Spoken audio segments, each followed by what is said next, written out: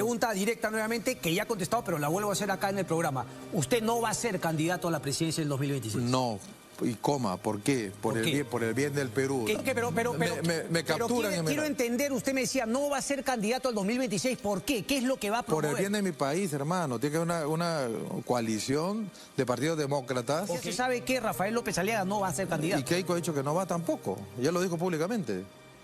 ¿No te enteraste o no? Sí, claro, pero declaró lo ha dicho varias veces. Bueno, yo cuando doy mi palabra vale oro. ¿Quién es verdaderamente Rafael López Aliaga? No es una pregunta menor, porque Rafael López Aliaga no es solo un político más en la lista de personajes polémicos del Perú. Pues como todo el mundo sabrá, él es un empresario, es un líder un poco conservador, es el exalcalde de Lima y ex candidato presidencial. También senador electo que decidió no asumir y ahora nuevamente aspirante a volver al municipio, pero desde otra posición, como posible teniente alcalde. Y ahí empieza la contradicción, porque si se dan cuenta, Rafael López Aliaga llegó a la municipalidad de Lima prometiendo orden, seguridad, firmeza y una gestión distinta. Se presentó como el hombre que venía a enfrentar al sistema, a limpiar la ciudad, a poner mano dura contra la delincuencia y a romper los contratos que, según él, pues perjudicaban a los limeños. Pero con el tiempo, su paso por la alcaldía terminó mostrando algo más complejo. Una gestión con grandes anuncios, muchas confrontaciones, varias promesas incumplidas y una permanente sensación de que Lima era solo una estación de paso hacia una ambición mayor. Todos recordamos cómo empezó esta historia. En el 2021, López Aliaga intentó llegar a la presidencia, no lo consiguió, pero quedó instalado como uno de los rostros más fuertes de la derecha conservadora peruana. Luego ganó la alcaldía y muchos de sus votantes justamente creyeron que por fin tendría oportunidad de demostrar desde la gestión que no era solo un discurso. Sin embargo, lamentablemente antes de terminar su mandato, renunció al cargo para volver a tentar la presidencia. Y cuando ese camino no le alcanzó, apareció una nueva jugada, por así decirlo. No asumir el escaño obtenido en el Senado y buscar regresar a Lima como teniente alcalde en una fórmula municipal. Entonces la pregunta es inevitable. ¿López Aliaga quería gobernar Lima o usar Lima como plataforma política? Su gestión estuvo marcada por promesas ambiciosas que chocaron constantemente con la realidad. La más recordada fue su promesa de enfrentar y anular los contratos de rutas de Lima. En campaña, ese mensaje conectó con miles de ciudadanos cansados de los peajes y de los abusos percibidos. Pero lo que sonaba como una decisión firme terminó convertido en un laberinto legal internacional, con arbitrajes, fallos adversos y una posible carga millonaria para la ciudad. O sea, es decir, una promesa que parecía sencilla en el meeting, terminó siendo mucho más compleja cuando tocó gobernar de verdad. Otro caso fue la playa artificial de San Juan del Lurigancho. La obra fue presentada como un beneficio popular, casi como una forma de llevar recreación a quienes no tienen acceso fácil al mar.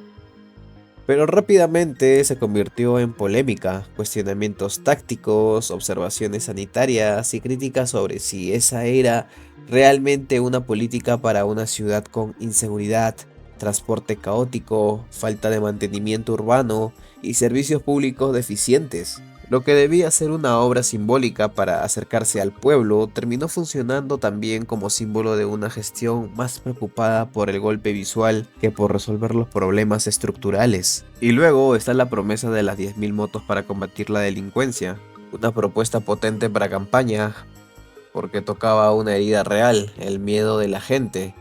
Lima vive una crisis de inseguridad donde el ciudadano común siente que está solo frente al robo, la extorsión y el sicariato. Pero justamente por eso, prometer respuestas tan grandes exigía resultados concretos. Cuando la promesa se fue retrasando, dejó de ser una oferta de seguridad y terminó convirtiéndose en otro ejemplo de cómo el anuncio político puede ser más rápido que la capacidad real de gestión.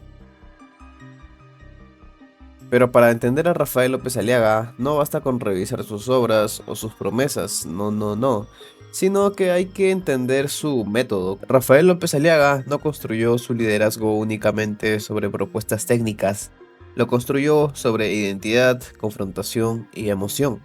Su figura pública se sostiene en una mezcla de efectividad, conservadurismo religioso, discurso de mano dura, lenguaje empresarial, rechazo a la izquierda, ataques al llamado caviarismo y una narrativa constante de lucha contra enemigos internos.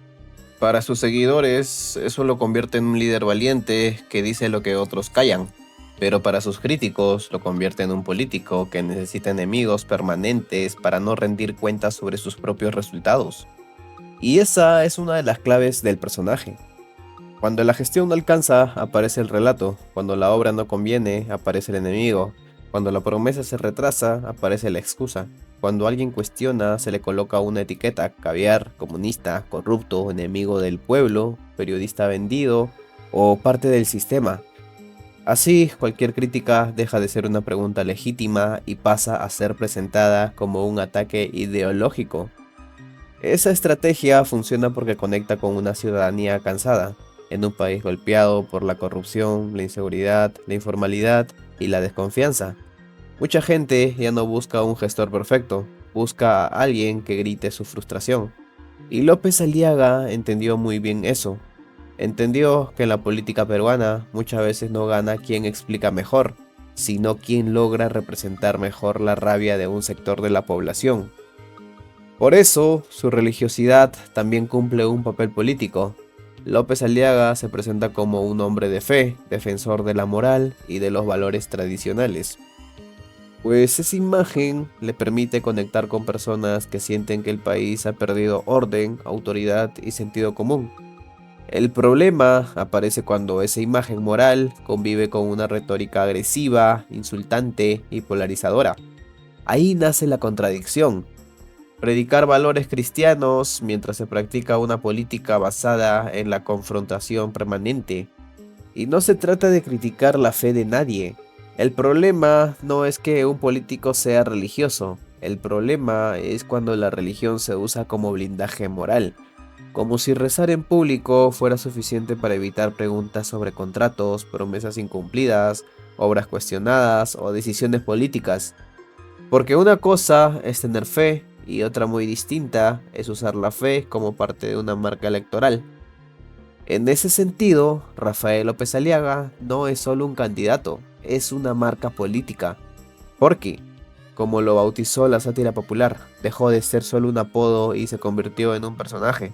El empresario frontal, el conservador sin filtros, el enemigo de los caviares, el alcalde de los cerros, el hombre que promete mano dura, el político que siempre parece estar peleando contra alguien, y esa marca, aunque genera rechazo, también genera lealtad. Esa es la parte que muchos no entienden. Rafael López Aliaga puede tener una gestión cuestionada, puede acumular promesas incumplidas, puede cambiar de ruta política, puede renunciar a un cargo para buscar otro y aún así mantener una base que lo defiende.